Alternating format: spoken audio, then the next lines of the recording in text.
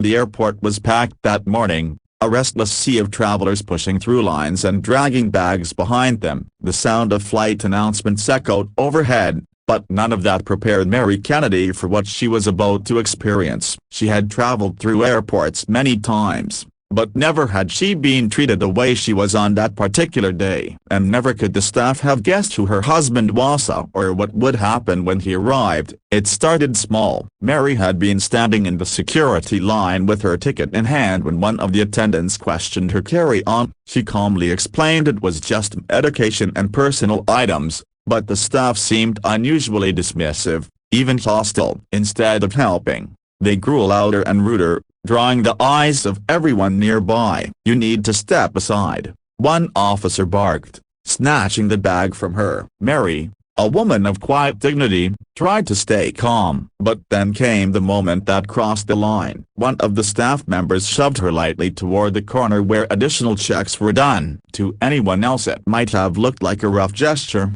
but to Mary, it felt like humiliation in front of dozens of strangers. That slight kick of disrespect, both physical and emotional, cut deeper than anyone realized. Passengers around her began murmuring, some clearly uncomfortable with what they had seen. But no one spoke up. After all, it was the airport staff against one woman. Mary felt tears sting her eyes, not because she couldn't handle herself as she had always been stronger, but because she felt stripped of her dignity. What the staff didn't know was that she was married to Senator John Kennedy, a man who had built his life around defending ordinary people from arrogance and abuse of power. At that very moment, John was making his way to the airport after wrapping up a meeting. He was supposed to meet Mary for their flight together. He expected to see her waiting with her gentle smile, but instead, he walked into chaos. He spotted Mary standing off to the side, looking shaken, while 3 airport staff members stood in front of her with their arms crossed. The moment John saw his wife's fascia, her eyes red, her shoulders trembling, and his own heart dropped. "Mary?" he called, rushing over. The staff, unaware of who he was, stepped in front of him. "Sir, you need to back away. This is official security business." John's eyes narrowed, his voice low but carrying the kind of authority that could silence a room. "That's my wife you're talking to. And you're going to explain to me right now why she looks like she's being treated like a criminal." The lead attendant scoffed, trying to maintain control. "She wasn't following protocol, sir." "We had to be firm." John took a step closer, his presence commanding, the kind of presence that had made him both respected and feared in political circles. "Firm, or disrespectful? Because from where I'm standing, I see a woman who followed every rule, only to be manhandled and humiliated. And let me make something very clear, you don't lay a hand on my wife, ever." The passengers nearby, who had witnessed the whole ordeal, began nodding and speaking up. One man said, "She did nothing wrong. They were rough with her for no reason." Another woman added,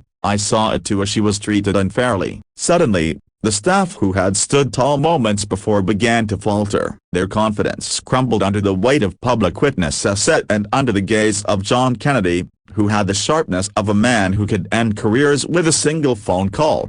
One of the supervisors, realizing the mistake, quickly rushed over. "Senator Kennedy, a broken bar." "I didn't realize a broken bar." John's jaw tightened. "That's the problem. You don't need to know who she is to treat her with respect. Every person who comes through this airport deserves dignity. My wife isn't asking for special treatment, she's asking for basic human decency." Mary reached for his arm gently, grounding him, but John wasn't finished. He looked around at the crowd and then back at the trembling staff. "Do you understand the power you hold? For many people, you're the first face they see when traveling, families, the elderly, children. If you can't exercise that power with kindness and respect, then you don't belong in this job." The terminal had grown silent, every word echoing through the air like a gavel striking in a courtroom. The staff lowered their heads, shame written across their faces. Finally, the supervisor spoke again, his voice hushed. "Senator, a broken bar, Mrs. Kennedy, a broken bar. We deeply apologize for the way this was handled. It was unacceptable, and I will make sure this never happens again." John gave a short nod, then placed his arm around Mary. "See that you do, not just for here, for everyone." As they walked away together, Mary whispered softly, "Thank you, John. You didn't have to fight for me like that." He smiled, pressing her hand gently. "Mary, I'll always fight for you." But today, it wasn't just about you. It was about reminding Emma and everyone watching that dignity is not optional. Later, the story spread like wildfire. Passengers who had recorded the confrontation shared it online, praising John for standing up not just for his wife, but for every traveler who had ever felt powerless in the face of authority. The airport issued a formal apology, retrained its staff, and introduced stricter accountability measures. But for John and Mary, the most important thing was not the public reaction. It was the private reminder that no matter how high John's position reached, the measure of his character would always be seen in how he defended those he loved and how he demanded respect for every person, whether powerful or ordinary. And that was the message that lingered long after the incident. True power isn't shown in domination, it's shown in defending dignity, even when the world tries to strip it away.